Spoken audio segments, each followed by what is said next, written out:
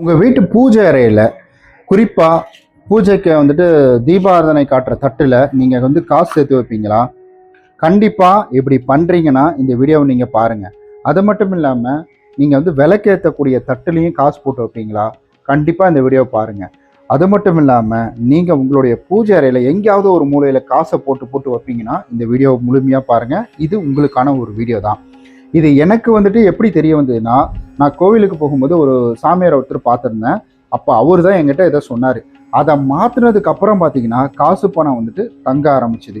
முக்கியமாக கஷ்டம் வர்றதுக்கு காரணம் என்னன்னா, நம்ம மகாலட்சுமி தாயாரை மதிக்கிறது இல்லை. பொதுவாகவே சொல்லுவாங்க, அதாவது காசை கடவுள் மாதிரி பார்க்கணும் அப்படிம்பாங்க. ஸோ அது வந்துட்டு சில ஒரு நகை கடன்லாம் வைக்கிறோம் இல்லைங்களா, நகை போய் அடகு வைக்கிறோம் இல்லைங்களா, அவங்கெல்லாம் எப்படி மெயின்டைன் பண்ணுவாங்களோ இப்படி தான் மெயின்டைன் பண்ணுவாங்க. அவங்களும் அவங்களுடைய சாமி வைக்கிற இடத்துல இந்த மாதிரி காசு வைப்பாங்க. ஏன்னா இறைத்தன்மை என்பது இந்த பணத்தை ஈர்க்கக்கூடிய தன்மையாக இருக்கும். அதனால தான் இதை வந்துட்டு அவங்க பண்ணுவாங்க. அப்படி பண்ணும்பொழுது பணம் 2 மடங்கு சேரும். ஆனால் இதை தெரியாமல் நம்ம இதை பண்ணிட்டோம் அப்படின்னா கண்டிப்பாக இதனாலேயே நமக்கு பணம் 2 மடங்கு செலவாகிற மாதிரி வந்துட்டு ஆகிடும். அதுக்காக தான் சொல்கிறேன், வீடியோ ஸ்கிப் பண்ணாமல் பாருங்கள். ரொம்ப சிம்பிளாக இருக்கும் இந்த வீடியோ ஸ்கிப் பண்ணாமல் கடைசி வரைக்கும் பாருங்கள். நீங்கள் நம்மளுடைய ஓம் நமச்சிவாய சேனலை சப்ஸ்கிரைப் பண்ணிக்கலைன்னா மறக்காமல் சப்ஸ்கிரைப் பண்ணிக்கோங்க. அப்படியே கூட இருக்க பெல் பட்டனையும் ப்ரெஸ் பண்ணிக்கோங்க. இதில் ஒரு நல்ல விஷயம் என்னென்னா, அவர் என்கிட்ட சொன்னதுக்கப்புறம் நான் வந்துட்டு என்கிட்ட இருக்கக்கூடிய சில்லறை 1 ரூபா 2 ரூபாலாம் இங்கே வந்து எடுத்துகிட்டு போட ஆரம்பித்து நான் இவ்வளோ காசு அப்படின்றது சேர்த்து வச்சுருக்கிறேங்க. இது பாருங்கள், இது வந்து தனியாக போட ஆரம்பித்தேன், இது ஃபுல்லாகிடுச்சின்னு சொல்லி. ஸோ இதெல்லாம் நான் சேர்த்து வைக்க ஆரம்பிச்சிருக்கேன். இதில் ஒரு நல்ல விஷயம் இருக்குது. இது மிகப்பெரிய ஒரு ப்ளஸ் பாயிண்ட் தான் இது ஒன்று. அடுத்தது இன்னொரு முக்கியமான விஷயம் என்னென்னா, ஆன்மீகம் ரீதியாக நம்ம வந்துட்டு இந்த காசை சேர்த்து வைக்கும்பொழுது இந்த காசில் வந்து தூசு, இந்த ஸ்பைடர் வந்து தூசெல்லாம் வந்துடுது இல்லைங்களா, இந்த தூசு படவே விடக்கூடாதான். ஏன்னா நாங்கள் என்ன செஞ்சோம்னா அப்படியே போட்டு வச்சிட்டோம். பீச் பக்கம் இருக்கிறதுனால இங்கே பாருங்கள் எப்படி இருக்குன்னு. பீச் பக்கம் இருக்கிறதுனால இந்த மாதிரி காயினெல்லாம் துரு பிடிச்சி போயும் அழுக்கண்டி போயும் இருந்தது.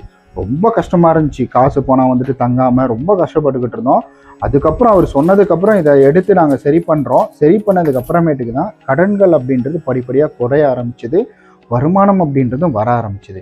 குறிப்பாக இந்த தப்பு மட்டும் நீங்கள் செஞ்சிடவே கூடாது. இப்போ வந்துட்டு இந்த மாதிரி சேர்த்து வச்சுருக்கிறோமா, நாங்கள் என்ன பண்ணிகிட்டு இருந்தோம்னா, நான் பண்ண மாட்டேன், வீட்டில் அவங்க என்ன பண்ணியிருந்தாங்கன்னா, இந்த ஆர்டர் போட்டு வந்து டெலிவரி கொடுக்க வருவாங்க இல்லைங்களா, ஏதாவது பொருள் போட்டால், அப்போ சில்லறை இல்லை அப்படின்றதுக்காக இதிலிருந்து தான் நாங்கள் சில்லறை எடுத்து கொடுப்போம். இது எங்கன்னா சாமி கிட்ட இருந்து நம்ம குலதெய்வம் இதில் ஆசீர்வதிச்சிருக்கோம். நம்ம கும்பிடுற தெய்வம், இறையாற்றல், இறைத்தன்மை எல்லாமே இதில் நிறைஞ்சிருக்கும். இப்படியாப்பட்ட இடத்துல இருந்து நம்ம கையில இருந்தே காசு எடுத்து ஒருத்தருக்கு கொடுக்குறோம். ஒருத்தருக்கு தானமாக வயிற்று பசிக்கு கொடுக்குறோம் அப்படின்றது வேற. ஆனால் நம்ம ஒரு தொழில் ரீதியாக கொடுக்குறோம், அவருக்கு வாங்குறதுக்கு சில்லறை கொடுக்குறோம். அப்படி கொடுக்கும் பொழுது இங்கே இருக்கக்கூடிய தனம் அப்படின்றது போயிடும். நீங்கள் இதை கேள்விப்பட்டிருப்பீங்க, அதாவது இவர்கிட்ட காசு வாங்கினா மட்டும், இவர் கையிலேருந்து ஒரு 10 ரூபா வாங்கினா மட்டும் எங்கள் வீட்டில் தங்குது அப்படின்னு சொல்லுவாங்க. அதே போல் யார் கொடுக்குறாங்களோ, இவங்க யாருக்கிட்ட இருந்து வாங்குறாங்களோ அவருக்கு வந்து பண வரவு அப்படின்றது குறையும். அப்போது ஆற்றல் அப்படின்றது என்ன ஆகும்னா ஒருத்தர்கிட்ட இருந்து இன்னொருத்தருக்கு போகும். அப்போ என்ன செய்யணும்னா, இந்த மாதிரி நீங்கள் பணத்தை சேர்த்து வைக்கிறத நீங்கள் தயவு செஞ்சு வந்துட்டு சேர்த்து வைக்கிறதுக்காக சேர்த்து வைக்கிற காசை சாமிக்கிட்ட வைக்காதீங்க. இது ஒன்று முக்கியமானது. அப்படி இங்கே வச்சுருக்கீங்கன்னா இந்த காசை எடுத்து கொடுக்காதீங்க. அப்போ எப்போ கொடுக்கலாம், இவ்வளோ காசை வச்சு நான் என்ன பண்ணுறது அப்படின்னீங்கன்னா, நீங்கள் இதிலிருந்து வந்துட்டு ஒரு கைப்பிடி காசை எடுத்து நீங்கள் உங்களுடைய கையில் வச்சுக்கிட்டு கண்களை மூடி சாமியை வேண்டிக்கிட்டு இந்த காசை எடுத்து இங்கே வச்சுருங்க. தட்டில் போட்டுக்கிறது இல்லை இந்த இடத்துல போட்டுக்கிறது, இந்த மாதிரி பண்ணிக்கிட்டு அதுக்கடுத்தது மீதி எடுத்துகிட்டு போயிட்டு ஒரு வாரமாவது உங்கள் வீட்டில் வேறு இடத்துல எங்கேயாவது வச்சு அதுக்கப்புறமா இந்த காசை மற்றவங்களுக்கு கொடுக்கறது தான் நல்லது. இந்த மாதிரி சேர்த்து வைங்க, பணம் சேரும். வீட்டில் வந்துட்டு பணம் இல்லாத நேரமே இருக்காது. சில்லறை சேருங்க, அது கூட இந்த மாதிரி நோட்டை போட்டு வைங்க. இந்த மாதிரி நிறையா வந்துட்டு பண்ணலாம், அதில் எந்த தப்பும் கிடையாது. ஆனால் இதிலிருந்து காசு எடுத்து மற்றவங்களுக்கு கொடுக்கறது, இந்த காசு துருப்பிடிக்கிற மாதிரியும் குப்பைன்ற மாதிரியும் வைக்கிறது, இந்த காசு அங்கங்கே செதற போட்டு வைக்கிறது, இந்த மாதிரி தட்டிலலாம் பார்த்தீங்கன்னா இந்த மாதிரி போட்டு வச்சிடும், இங்கே ஒரு காசு இங்கே ஒரு காசு இங்கே ஒரு காசு இங்கே ஒரு காசுன்னு இந்த மாதிரியே இருந்துட்டு இருக்கும். இந்த மாதிரி வந்துட்டு போடக்கூடாது. இப்படி போடும்பொழுது அதனுடைய ஒழுங்கின்மை போகும், அதற்கான மரியாதை அப்படின்றத நம்ம கொடுக்கலான்னு அர்த்தம்.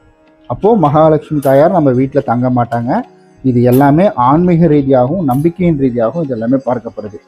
வீட்டிலே சொல்லுவாங்க இல்லைங்களா, அடிக்கடி பணத்துக்கு மரியாதை கொடுன்னு. அந்த மரியாதையை நம்ம கண்டிப்பாக கொடுக்கணும். இப்படி நான் சும்மா நார்மலாக அவர் சொன்னதுக்கப்புறம் சேர்த்து ஒரு 2 மாதத்தில் சேர்த்தது இது எல்லாமே. ஏன்னா அடிக்கடி வந்து கடைக்கு போவோம், அந்த சில்லறை எடுத்து வந்து அப்படியே வச்சிருவேன். 100 ரூபா நோட்டு எடுப்போம், சில்லறை எடுத்து வந்து இதில் போட்டுருவேன். அந்த மாதிரி தான் பண்ணிட்டு இருக்கேன். கண்டிப்பாக பணமும் சேரும், உங்கள் வீட்டில் வந்துட்டு வருமானமும் அதிகரிக்கும், கெட்டதும் விலகும்.